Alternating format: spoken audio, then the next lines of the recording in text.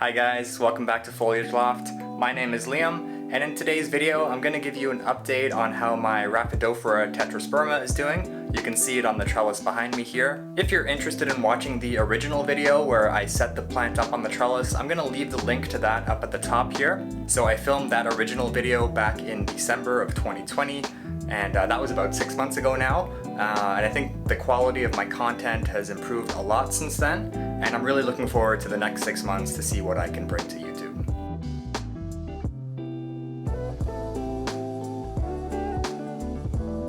So when I started this project about 6 months back, I figured my Rhaphidophora would probably reach the top of the trellis by the end of the growing season of 2021.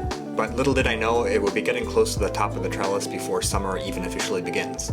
It's just incredible how much of a fast grower this plant is. It's definitely the fastest growing plant in my collection, but it hasn't all been positive, so in this video I'll talk a bit about some of the issues I've had with this plant on the trellis and what I'm going to do to fix it. And hopefully if you guys are considering putting a Rhaphidophora Tetrasperma or any other climbing plant onto a trellis, some of these tips will help you out when you try something like this yourself. When I first attached the plant to the trellis, it had some really nice looking leaves. Prior to being on the trellis, this plant was hanging in a south-facing window, and it was doing extremely well there. And you can see some of the leaves that emerged while the plant was in that location are really quite large and mature. They look really good. They have these beautiful fenestrations, which are the slits in the leaves. And that's really what you want out of a plant like this. The foliage is the center of attention on this plant, so you want the plant to be putting out as many of these large mature leaves as possible. But you can probably see as we look at some of the new growth that has emerged since attaching the plant to the trellis, the leaves are looking smaller and we're getting less fenestrations. And this is obviously a little frustrating, but there is a logical explanation for why this is happening, and the solution will be pretty simple. Although my Rhaphidophora is still in the south-facing room, it has been further away from the window, which means less light. I'm including some shots from my original video here, but you can see I had the trellis set up in the corner of the room, and it was about 7 or 8 feet away from the south-facing window. So we know that the plant is definitely not receiving as much light as it was before, since it was hanging about a foot from the south-facing window prior to this location. There's a funny thing about light and how it behaves, and this is actually something that I learned when I was in school for photography. It's called the inverse square law of light. And this is a universal law of physics, so this is going to apply to everything.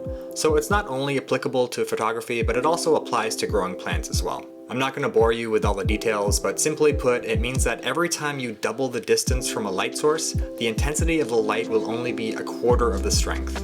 I'll include a graph here so that this is easier to visualize, but it basically means that the further your plants are from the window, they will start receiving drastically less light.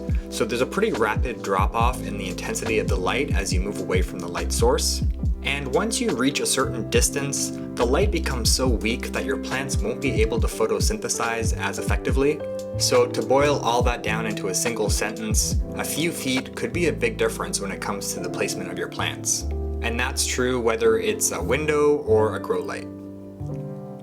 After rearranging our office around a few months back, I was able to place my Rhaphidophora just a few feet closer to the window in hopes that it's going to receive more light. And in this spot here, it's actually going to receive a couple of hours of direct sunlight towards the end of the day, and that's going to be great for the plant.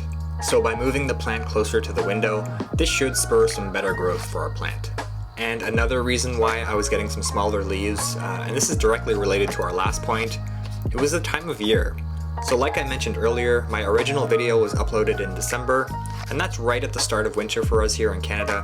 Our winter days are really short here, and we got a lot of overcast days with lots of rain and snow. And this cuts down on the available light even further. You can actually see how the weather looked in that original video. It was really gray and rainy at the time, no sunlight whatsoever. And there aren't many tropical houseplants that are going to thrive in that situation.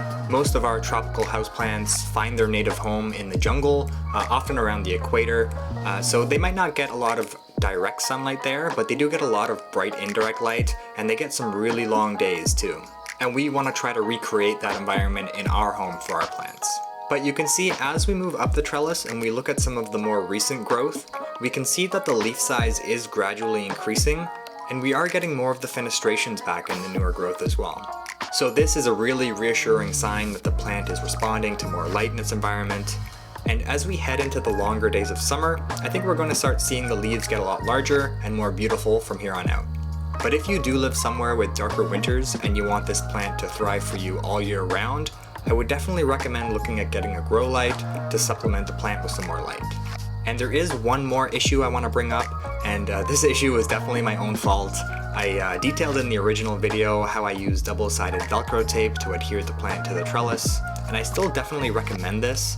It's a great way to adhere your plant to something that won't damage the plant in any way. My problem was that I didn't keep up with the growth of the plant, and the top of the stem on the left side was about 2 feet above the last piece of Velcro tape, and there must have been a little gust of wind or some movement near the plant that pushed the stem away from the trellis, and I came into the room one day this week to see the stem folded over on itself. And there is a split in the stem after this has happened, so I'm probably going to cut this guy off just below this little crack in the stem here, and I'll probably just end up propagating the cuttings so they don't go to waste. And at least that way I'll have a backup Tetrasperma in case anything happens to my main plant here. And new growth will definitely appear below the cut, and in a few months I'm sure it'll be back up near the top of the trellis. But overall, I could definitely recommend trying to set up a trellis inside. I know they're typically seen as outdoor decorations, but I think they can look really good inside the home, and they're really going to allow your plants to grow to their full potential. So that's going to be it for today's video. I hope you enjoyed watching. If you guys have any experiences growing the Rhaphidophora Tetrasperma, or even just attaching any kind of plant to a trellis, please leave your comment down below with your experience or maybe some tips that you might have. And of course, don't forget to like this video and subscribe to the channel if you enjoyed watching my content. Thank you all so much for watching. See ya.